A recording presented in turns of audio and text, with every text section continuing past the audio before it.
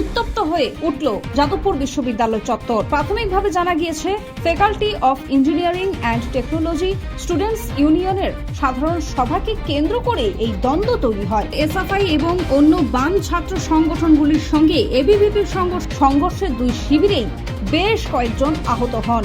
এই নিয়ে কি বললেন যাদবপুর বিধানসভার বিধায়ক সর্বরী মুখার্জি, সিপিআইএম নেতা সৃজন ভট্টাচার্য, শুনব।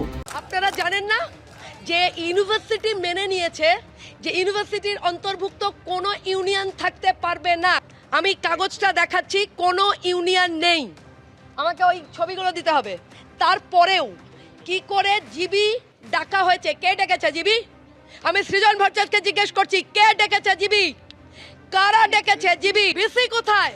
প্রশ্ন করছি, ভিসি এখনো আসেনি কেন? ইঞ্জিনিয়ারিং ফ্যাকাল্টির কিছু ছাত্র তারা নিজেদের মধ্যে সভা করছিল, সেখানে এবিভিপির গুন্ডারা ঢুকে পড়ে প্রভোকেশন তৈরি করার চেষ্টা করে, অশান্তি তৈরি করার চেষ্টা করে।